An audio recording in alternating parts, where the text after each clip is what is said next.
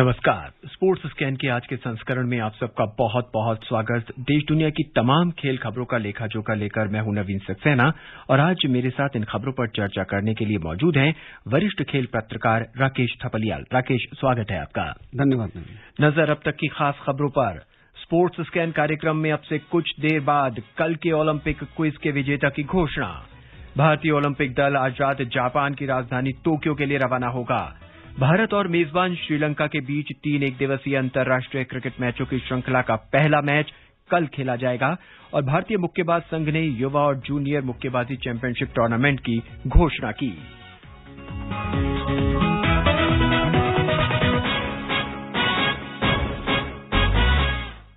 Sports scan में सबसे पहले ओलंपिक क्विज आकाशवाणी समाचार के साथ कल के सवाल के विजेता के नाम की घोषणा। कल हमने सवाल पूछा था कि ओलंपिक चिन्ह पर 5 छल्ले किसका प्रतिनिधित्व करते हैं। What the 5 rings on the Olympic symbol represent? सही जवाब है ओलंपिक के ये 5 छल्ले 5 महाद्वीपों का प्रतिनिधित्व करते हैं। इसका सही जवाब हमें ईमेल के माध्यम से देश के कोने कोने से ढेर सारे श्रोताओं ने भेजा है। जिन्होंने सबसे पहले जवाब भेजा है और जो बनते हैं आज के विजेता, वो हैं छत्तीसगढ़ में भिलाई के रहने वाले श्रेयांश घरड़े। श्रेयांश को स्पोर्ट्स स्कैन और आकाशवाणी की पूरी टीम की ओर से ढेर सारी बधाई।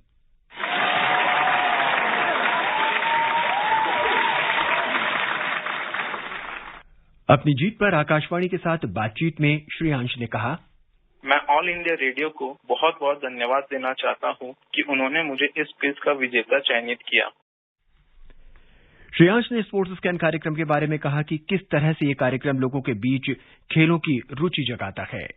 स्पोर्ट्स स्कैन एक सदैव हुए निष्पक्ष अंदाज से जिस प्रकार सारे खेलों को आसान रूप से प्रस्तुत करता है, यह सभी लोगों में सभी खेलों और खिलाड़ियों के प्रति रुचि जगाता है। ओलंपिक में भाग लेने वाले खिलाड़ियों का उत्साह बढ़ाते हुए श्रेयांश ने बताया, खिलाड़ियों को यह कहना चाहता हूं कि आज जब वे रवाना हो रहे हैं तो वे एक खिलाड़ी के तौर पे जा रहे हैं, परंतु जब वे वापस आएंगे तो वे जरूर एक चैंपियन के रूप में आएंगे। साथ ही खिलाड़ी कभी ये न सोचे कि वे स्टेडियम में अकेले परफॉर्म कर रहे हैं। उनके साथ पूरा देश है, 130 करोड़ भारतीय साथ खड़े हैं और हमें भरोसा है कि इस बार जरूर इतिहास रचा जाएगा। जय हिंद।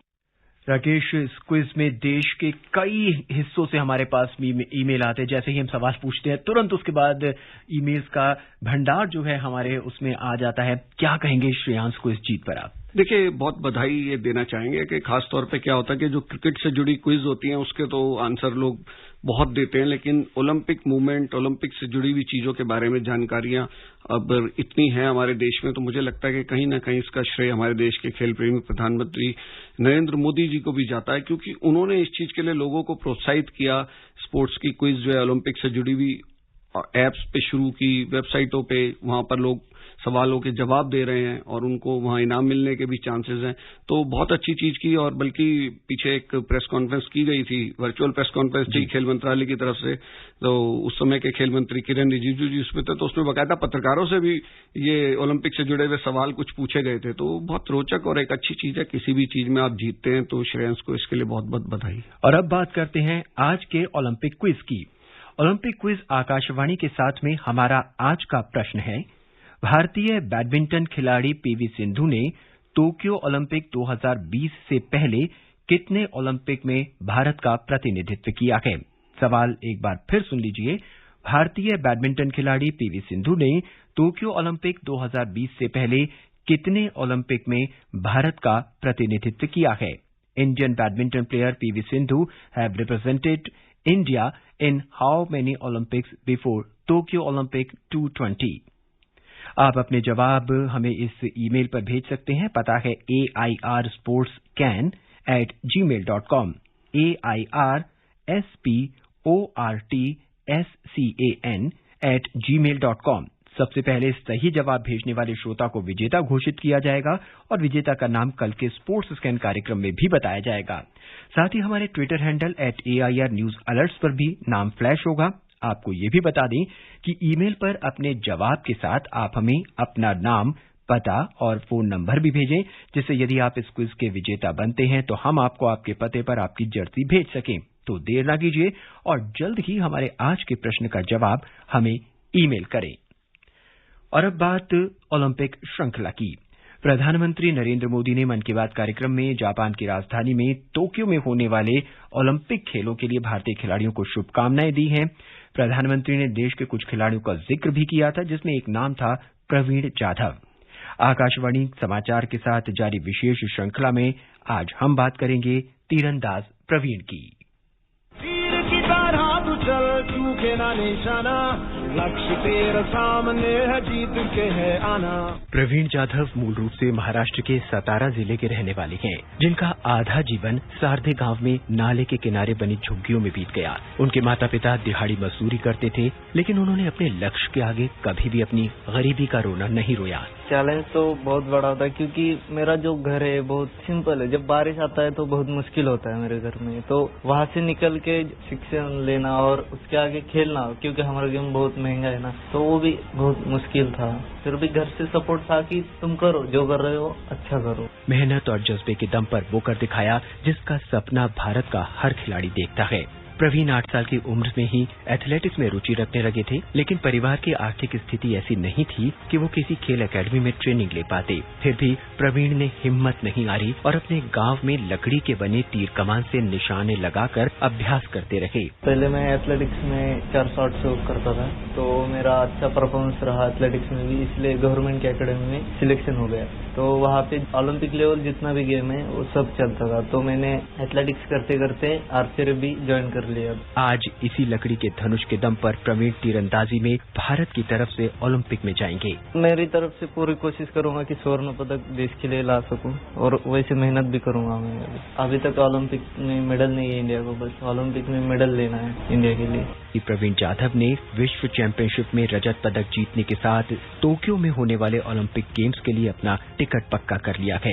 प्रवीण ने देश में आयोजित तीरंदाजी प्रतियोगिता में कई पदक जीते। इसके बाद 2016 में बैंकॉक में एशिया कप प्रतियोगिता में पहली बार भारत का प्रतिनिधित्व करते हुए प्रवीण ने पुरुष रिकर्व टीम स्पर्धा में कांस्य पदक जीता। इसके बाद साल 2017 में जाधव ने आर्मी को ज्वाइन कर लिया, जिससे उन्हें ओलंपिक गोल्ड कोस्ट से मदद मिलने लगी। प्रवीण जाधव सरकार से मिलने वाली मदद पर कहते हैं, सरकार तो अपनी तरफ से फुल सपोर्ट कर रही है, जैसे हम भी हमारा पूरा जोर लगाएंगे। साल 2019 में उन्होंने 22 साल की उम्र में विश्व चैंपियनशिप में सिल्वर पदक अपने नाम कर लिया। फिर जाधव ने कभी पीछे मुड़कर नहीं देखा और अब वो देश के लिए टोक्यो ओलंपिक में भी हिस्सा लेने वाले हैं। नवीन सक्सेना, स्पोर्ट्स डेस्क। तीर की तरह तू चल, चूके ना निशाना, लक्ष्य तेरा सामने है, जीत के है आना। राकेश, इस बार ओलंपिक में शिरकत करने वाले कई खिलाड़ी ऐसे हैं जिनकी पृष्ठभूमि जो है उनका खेलों से कोई लेना देना नहीं है, और अगर प्रवीण जाधव की बात करें, जैसा हमने सुना कि खेलों की दुनिया से उनका कहीं कुछ भी लेना देना नहीं था। बिल्कुल, बहुत मुश्किल हो जाता है जब आपके परिवार में कोई खिलाड़ी ना हो किसी भी खेल का, और खाने पीने की भी मुसीबत हो। एक मजदूरी करके इनके परिवार, इनके पिता पालते थे, और ऐसे में खेल की तरफ खिलाड़ी का जाना, और जिस खेल में आप जाएं उस खेल में आपको इनको कोच ने मना कर दिया कि भाई आप जो है एथलेटिक्स में कामयाब नहीं हो पाओगे, जिस तरह का आपका बॉडी का स्ट्रक्चर है, तो आप बेटर है किसी और खेल को अपनाओ।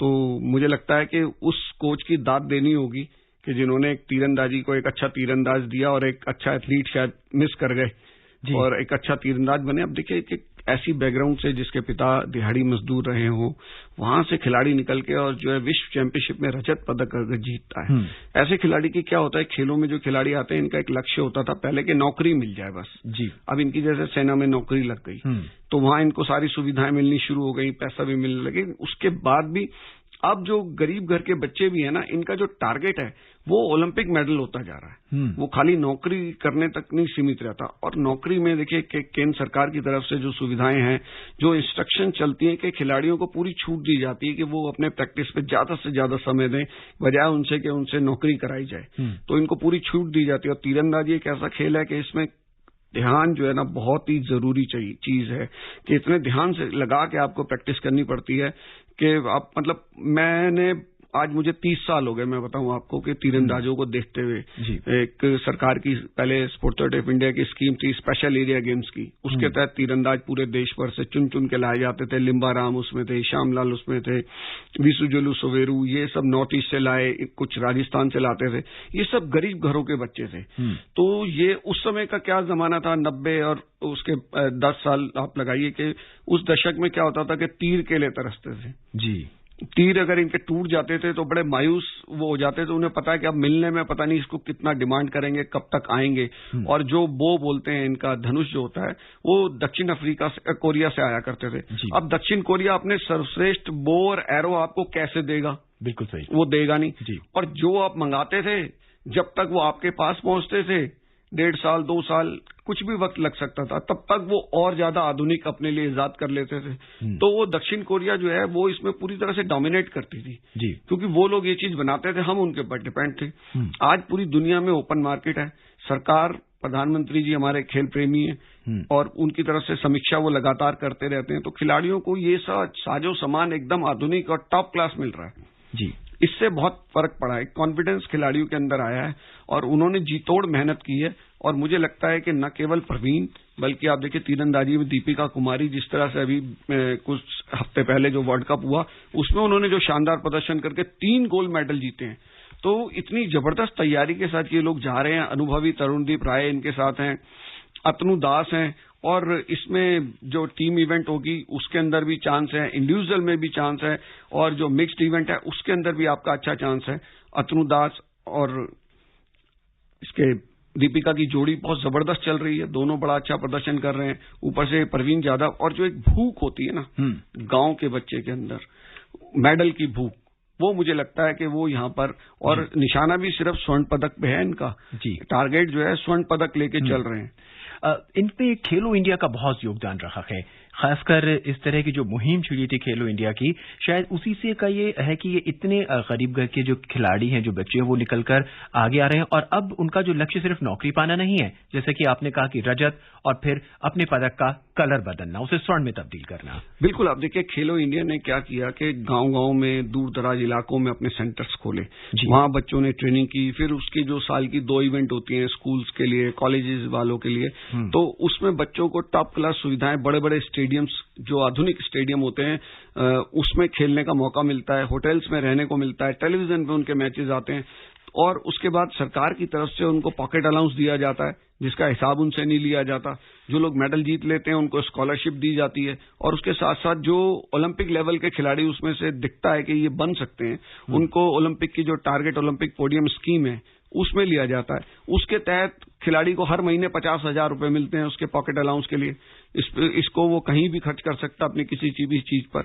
और बाकी जो तमाम सुविधाएं हैं वो सब मिलती हैं, अच्छे अच्छे कोचेज, वर्ल्ड क्लास कोचेज इनको मिल रहे हैं।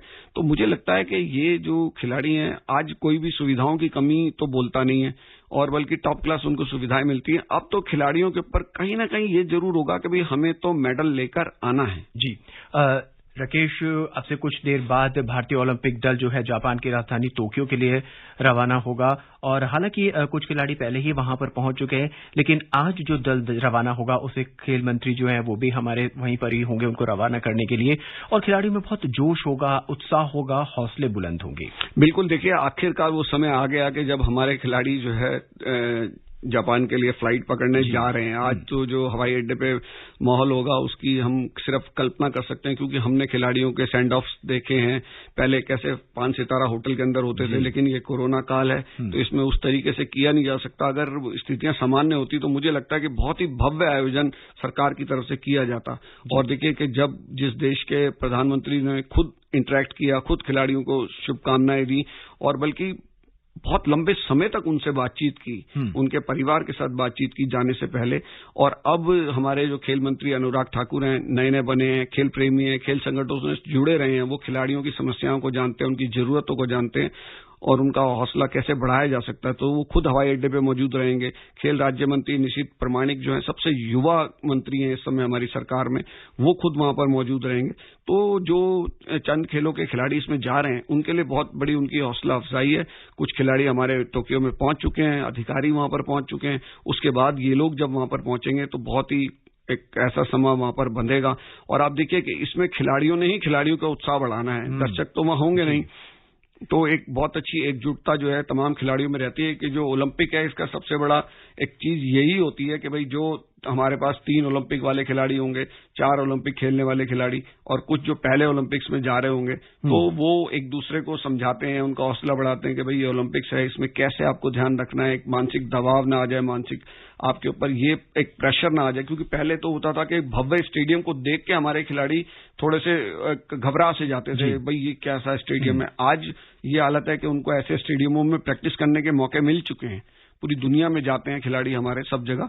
तो मुझे लगता है बहुत उत्साह होगा और जो भी उत्साहवर्धक शब्द हमारे मंत्री उनको एयरपोर्ट पे बोलेंगे उनको वो अपने साथ लेके जाएंगे। प्रधानमंत्री जी की बातें, पूरे देशवासियों के संदेश, दूसरे खेलों के तमाम खिलाड़ी उनको शुभकामनाएं दे रहे हैं, आम भारतीय नागरिक उनको शुभकामनाएं दे रहा है। तो मुझे लगता है कि बहुत जबरदस्त माहौल में जापान जा रहे हैं। और राकेश, टोक्यो ओलंपिक में खिलाड़ियों का उत्साह बढ़ाने के लिए चीयर फॉर इंडिया अभियान के तहत देश भर से शुभकामना संदेश आ रहे हैं।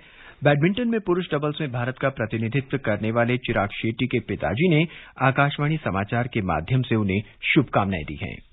मैं चिराग को ऑल इंडिया रेडियो न्यूज के माध्यम से यही आशीर्वाद और शुभकामनाएं दूंगा कि वो टोक्यो में अपना बेस्ट परफॉर्मेंस करे। पूरे देश और परिवार की शुभकामनाएं बेटे आपको और पूरे इंडियन कॉन्टिजेंट के साथ हूँ।